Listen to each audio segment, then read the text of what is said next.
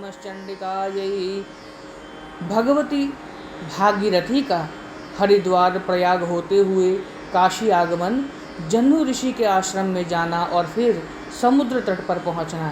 श्री महादेव जी बोले, इस प्रकार महादेवी गंगा बहुत योजन दूरी को पार कर उन महात्मा राजा भगीरथ के साथ हरिद्वार आ गई। नारद वहाँ सप्तर्षियों ने देवताओं के लिए भी अत्यंत दुर्लभ गंगा को देखकर शंख की ध्वनि के साथ आनंद पूर्वक उनकी पूजा की और उन सातों ऋषियों ने सातों दिशाओं में पृथक पृथक महाशंख बजाए।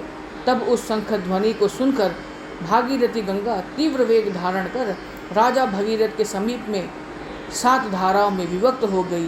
तत्पश्चात पराशांभवी भगवती गंगा ने वेगपूर्वक पाषाणों को तोड़कर नदियों के साथ मिलकर आग्नेय दिशा की ओर प्रस्थान किया।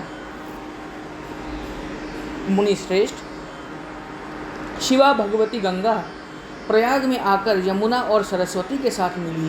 प्रयाग में पुण्यमयी भागीरथी गंगा देवताओं के लिए भी दुर्लभ है। मुने, वहाँ किए गए स्नान, तप और दान पुण्य से भी पुण्यतर है। वहाँ ब्रह्मादि तथा सभी सुराधीश भी स्नान कर अपने आप को पवित्र मानते हैं, तो फिर अन्य की क्या बात है। तत्पश्चात महेश्वरी गंगा पूर्वाभिमुख होकर कुछ दूर चलकर भगवान शंकर का दर्शन करने के लिए उत्तराभिमुखी होकर काशी को प्राप्त हुई। मुने, जिस प्रकार काशी महामोक्ष प्रदा है, उसी प्रकार पुण्यतमा भगवती गंगा महान पापों का नाश करने वाली है। वहाँ ज्ञान अथवा अज्ञान पूर्वक देह त्याग करने वाले प्राणियों को सुरोत्तमा कल्याणी भगवती गंगा शाश्वत शांतिप्रद मोक्ष प्रदान करती है। महामुने, काशी में देह त्याग करने वाले पापी प्राणियों को भी मुक्ति के लिए अन्य साधनों की अपेक्षा नहीं होती। यह मैं सच सच कहता हूँ। भगवती गंगा सभी स्थानों पर सुलभ है, किंतु हरिद्वार, प्रयाग और गंगा सागर संगम, इन 3 स्थानों पर गंगा की प्राप्ति दुर्लभ है। नारद, इस प्रकार परम वेगवती गंगा को काशी में आई हुई देखकर काशी क्षेत्र के रक्षा करने वाले भैरव श्रेष्ठ काल भैरव दंड लेकर तीव्र गति से उनकी ओर दौड़े। दुर्धर्ष भैरव ने गंगा से कहा, द्रवमयी, तुम कौन हो और कहाँ से आई हो?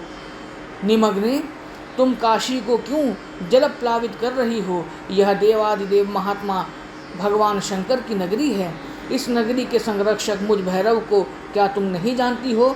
तदनंतर भीषण नेत्र वाले, हाथ में दंड उठाए हुए साक्षात प्रलयंकारी महाकाल सदृश भैरव से भगवती गंगा ने यह वचन कहा, मैं द्रवमयी भगवती गंगा भगवान शंकर की प्रिया हूँ और पृथ्वी तल पर आई हूँ तथा भगवान शंकर के शीश पर प्रतिष्ठित होकर भगवान विश्वेश्वर के दर्शन के लिए उनके निकट काशी आई हूँ। काल भैरव, आप रुकिए, मैं काशी को जल प्लावित नहीं करूँगी। श्री महादेव जी बोले, भगवती गंगा के इस प्रकार कहने पर महाबाहु काल भैरव ने अपने दंड को नीचे करके शिव प्रिया भगवती गंगा को नमस्कार किया। महात्मा भैरव के द्वारा इस प्रकार सम्मानित होकर भगवती गंगा कामाख्या पीठ का दर्शन करने के लिए पूर्वाभिमुख होकर वहाँ की ओर चल पड़ी। उनका अभिप्राय जानकर महाबुद्धिमान राजा भगीरथ ने भी कुछ क्षण के लिए अपने सारथी को रोक दिया और शंख बजाना भी बंद कर दिया। उसी समय जन्नू ऋषि ने महाशंख की। उसे सुनकर भगवती गंगा तीव्र वेग से उनके आश्रम में चली गई। राजा भगीरथ ने वहां वेग से जाती हुई भगवती गंगा को देखकर महामेघ गर्जन करने वाला अपना महाशंख पुनः बजाया। महाशंख की उस ध्वनि को सुनकर और उसे पूर्व परिचित समझकर वह जान गई कि परम तेजस्वी मुनीश्वर जन्नू ने मेरा हरण किया है। उस ध्वनि को सुनकर भगवती गंगा क्रोधान्वित होकर जन्नू ऋषि के आश्रम को बहाने के लिए परम वेग के साथ वह चली। जन्नू ऋषि ने भी गंगा का अभिप्राय जानकर अपने ब्रह्म तेज के बल से हठात अपनी हाथ की अंजलि में भरकर उस संपूर्ण गंगा को पी लिया। उसके बाद आकाश तथा पृथ्वी लोक में मनुष्य आदि सभी प्राणियों में हाहाकार मच गया। राजा भगीरथ दुख से पीड़ित होकर रोने लगे। पृथ्वी भी दुखी हो गई, दिशा व्याकुल हो गई तथा भगवान भास्कर का तेज म्लान हो गया। तत्पश्चात राजा को रोते हुए देखकर भक्तवत्सला गंगा ने कहा, भगीरथ, आप पुनः अपने महाशंख को बजाएं। महामते, आपके शंख की ध्वनि से आकृष्ट मन वाली अति वेगवती मुझको रोक रखने में इस संसार में कोई समर्थ नहीं है। गंगा के द्वारा इस प्रकार आदेश प्राप्त होने पर प्रमोदित राजा ने पृथ्वी को क्षुब्ध करने वाला महाशंख पुनः बजाया।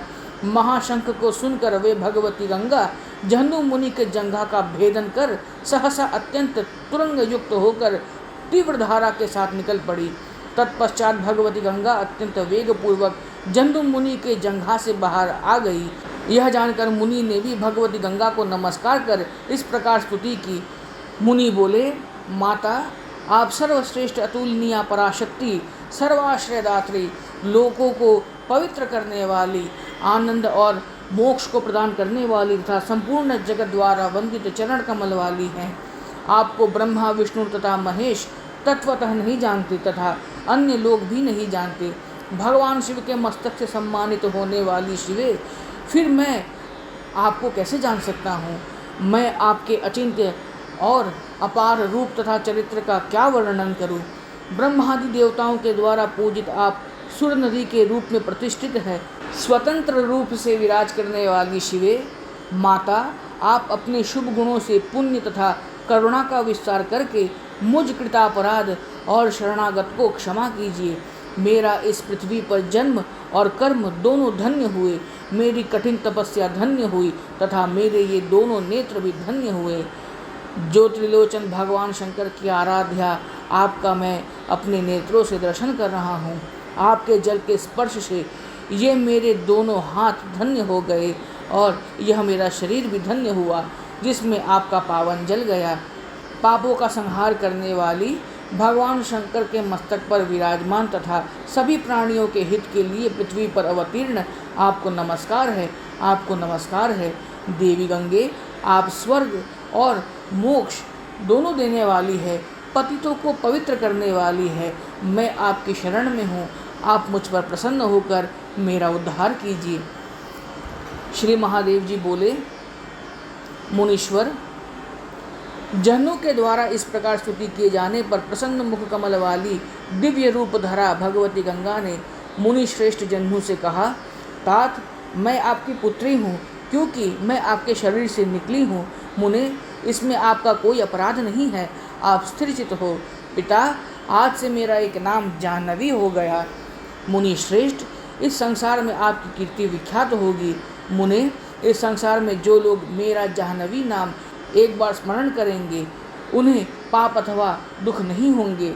मुनि श्रेष्ठ, आप मेरे परम भक्त हैं। जो लोग आपके चरित्र का स्मरण करेंगे उन पर मैं सदा प्रसन्न रहूँगी। श्री महादेव जी बोले, उन मुनि श्रेष्ठ से इस प्रकार अनेकशः कहकर भगवती गंगा ने उनके द्वारा भक्तिपूर्वक पूजित होकर पुण्य कीर्ति महामती राजा भगीरथ के पास जाने की इच्छा से ऐसा कहा, तात आपके द्वारा प्रार्थना करने पर मैं भगवान विष्णु के शरीर को त्याग कर पृथ्वी तल पर चली आई हूँ और आपके वशीभूत हो। कामाख्या महापीठ के दर्शन की इच्छा से ही मैं पूर्वाभिमुख हो गई थी।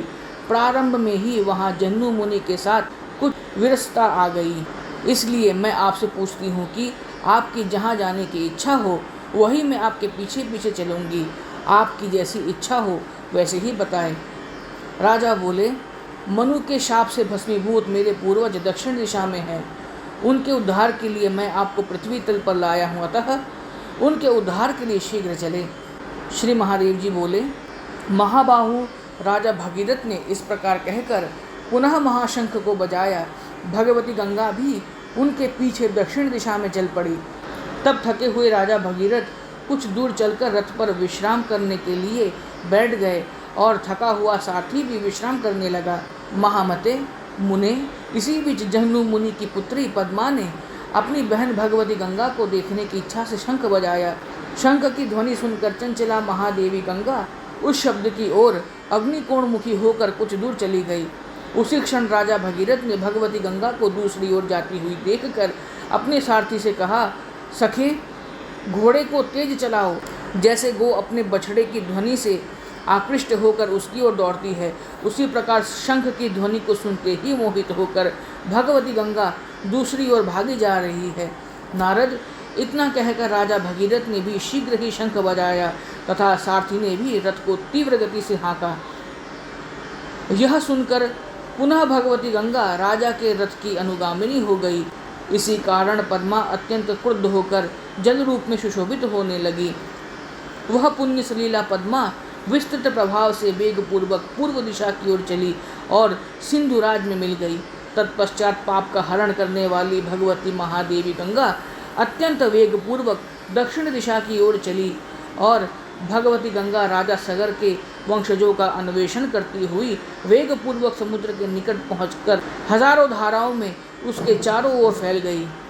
वह समुद्र उनके कल कल निनाद से व्याप्त होकर सुशोभित होने लगा। समुद्र ने देवेंद्र से पूजित महावेगवती भगवती गंगा को आई हुई जानकर वहां आकर अपनी धारा चारों ओर फैलाकर पुष्प गंध तथा धूप आदि से उनका अर्चन किया। ओम नमः चंडिकायै।